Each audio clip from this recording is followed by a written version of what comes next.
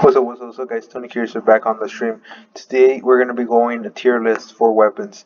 So let's hop right into it. First, we're going to start with your most OP weapons, TRS weapons. Okay, let's go ahead and start with the Elite Powerball. Elite Powerball. I mean, this is pretty low level at 41. So this damage, don't take it into consideration because that's going to depend on your actual current state. But for level 41, it's 100 to 213. To me, that's useless. But that's according to your power level, which is going to change it's going to change substantially. Then you get your effects. The effects is a strong charge attack, which is pretty good, and greater damage, which we all want. So if you're looking to smash mobs from a distance in one hit, then seek out this insane bow at either Fiery Forge or High Block Hills. So those are two locations you guys can go ahead and get this bow at, so take that into consideration. On its bow, this has all the damage in the world, but if you add rapid fire, as you see right here on the right, and piercing enchantments, then it'll gain even greater speed and damage, which is what we all want, to be able to just melt everything. Another effective enchantment is ricochet, which will allow it to kill more than one mob at a time. In combination with its deadly power, this bow will become more of a valuable weapon. So I mean, I'll rate it like, I mean, this is TRS. I'll probably get TRA, but I have to get it just to wait and see. Next, we have the Dark Katana. Dark Katana is um, it's a dual-handed, extra damage to the undead. Of course, there's a lot of undead. This unique has been designed to kill zombies, but it's just good against all types of enemies. So that's something to take into consideration. You're powered with chains and gravity. Then you'll be able to swing through multiple enemies at a time, which is pretty useful, especially when they're all trying to get up on you. Chains ability is right here, and stay on the lookout. Our next video is gonna be on enchantments, so that's gonna be good. So look out for the katana in the secret chest in the creeper crypt or creeper woods. And there you have that. Chains, of course, it's right there. And of course, once again, damage can be reflected upon your power level on the weapon. Frostbite. I heard a lot of people about Frostbite. I don't think Frostbite is OP, but that's just me. FX +2 Soul Gathering, so that's pretty good. I like Soul Gathering, and it slows mobs, so you're able to go away, run away. The base damage of the Frostbite may be low, but if you take into account its Soul Gathering ability, then you can use it to fuel its power. So apparently, the more you fuel its power, but with Soul Gathering, the more powerful the Frostbite becomes. The more souls you gather, I just said that. The Shockwave enchantment is the best choice, which works with AoE or attack on everyone.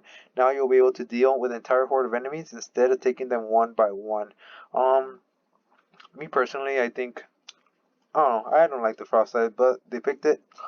And this way we can find in Pumpkin Pastures or Desert Temple. Remember, if you haven't found the Iron Golem can be found in Pumpkin Pastures at Apocalypse difficulty. Now we have the tier A weapons. Guardian Bow.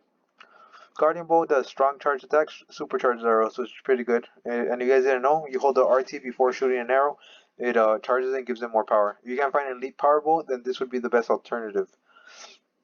You need to search for the Guardian Bow. So again, Elite Power Bow is right here. If you can't find this one, the Elite Power Bow. If you can find it, you can find this at Bunker Pastures, the Cacti Canyon. Alright, it basically has the same stats effects as the Elite Powerful. The only difference is a slightly lower base damage, but even though it's slightly lower, that does make of a difference in the long run, so just keep that into consideration. In addition to piercing and rapid fire enchantments, you can add supercharge, which makes all the arrows deal even more damage. Of course, again, we all want that damage. Firebrand. 66 to 199. I've seen a lot of people do Firebrand. I have an actual clip on it on my Instagram. If you guys want to check it out. It burns mobs and does spin attack moves, so spin attacks are pretty good. This one-handed axe has become a favorite for many players in a rather short period of time due to its stack power and fire damage, which literally sets mobs on fire. I like setting mobs on fire. I think that, me personally, is an overpowered ability. As you see right here, fire aspect. I love it. I like fire aspect. Using Rampage Enchantment, which works in synergy with Spin Attack. This axe can be found in Creeper Woods, High Block Hills. Next, we have the Gravity Hammer. I've seen a lot of you folks with the Gravity Hammer. 86 damage, not that high. Again, depending on your level. Great splash and pulls in enemies. The unique feature of this excellent hammer is embedded gravity pull, which captures enemies like a magnet. Of course, we want that gravitational towards everybody, so you can be killing all those great mobs, just like in cow level. This means you don't have to move as much, just use chain enchantment to lock on the mobs to deal with them at once. This can be found in Fiery Forge and Obsidian Pinnacle. That's going to be hard for you guys, especially Obsidian Pinnacle, those of you who know, but These are pretty overpowered. Now we have your tier B weapons. Those of you that want a diamond pickaxe, there you have it. It's a tier B, not that good, but good cosmetic. If they can transmogrify in the future, that would be extremely important. So damage 82, find more emeralds, of course. Finding more emeralds is important, just so you can gamble it in the loot boxes at the blacksmith or the artifact guy in the camp. Not powerful weapon in the game. It's the most important weapon for essential emerald farming. You can increase its power with smiting and sharpness. Next we have Sun's Grace. I tried Sun's Grace, it's alright. Sorry about that, don't look at it. Heals all allies in the area. Minecraft is not meant to be playing alone, but a bunch of friends in co-op multiplayer. This means that somebody ought to play the role of a healer. So this is more going to be running that priest type of gameplay.